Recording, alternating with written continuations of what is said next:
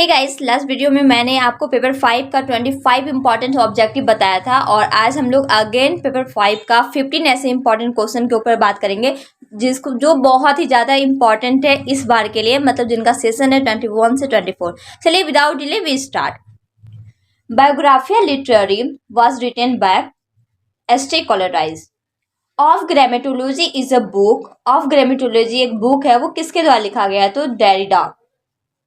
Culture and anarchy has been written by. Culture and anarchy जो लिखा गया वो किसके द्वारा लिखा गया? तो अर्नोल्ड।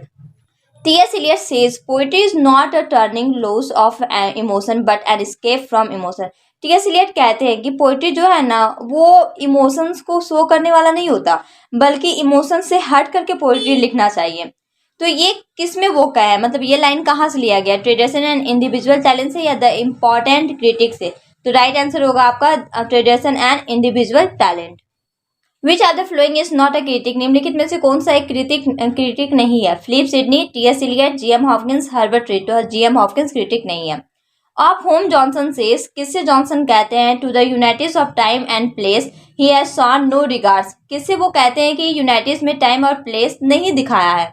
ड्राइडन से, शेक्सपियर से, मार्लोवे से। तो right answer Shakespeare. Who among the following was the pioneer of new criticism. निम्नलिखित में से कौन न्यू क्रिटिसिज्म का pioneer के नाम से जाना जाता है? I.A. Richards. Who of this is postmodern critic। निम्नलिखित में से कौन postmodern critic के नाम से जाना जाता है? Walter Pater, Arnold, Jacques Derrida और फिलिप सिडनी। तो right answer Jacques Derrida. With what does T.S. Eliot include the shred of platinum? The shred of platinum वो उसमें क्या include करते हैं? तो poet's mind। एक बार आया था आपका ऑब्जेक्टिव में कि पोएट्स माइंड में वो क्या इंक्लूड करते हैं? तो द श्रेड ऑफ प्लेटिनम। और जब द श्रेड ऑफ प्लेटिनम किस में इंक्लूड होता है? तो पोएट्स माइंड में। Two requirements of good readers are common sense and uncommon sensibility is state by. ये जो रिक्वायर किया गया है रीडर्स को कि कॉमन सेंस और अनकॉमन सेंसिबिलिटी से, वो किसके द्वारा किया गया है? तो I.A. रिचर्ड्स के द्वारा। The full name of I.A. Richards is. I.A. Richards का फुल नेम क्या है? तो आइवर आर्मस्ट्रॉन्ग रिचर्ड। इसका स्पेलिंग आप देख लेंगे क्योंकि ये इंपॉर्टेंट है।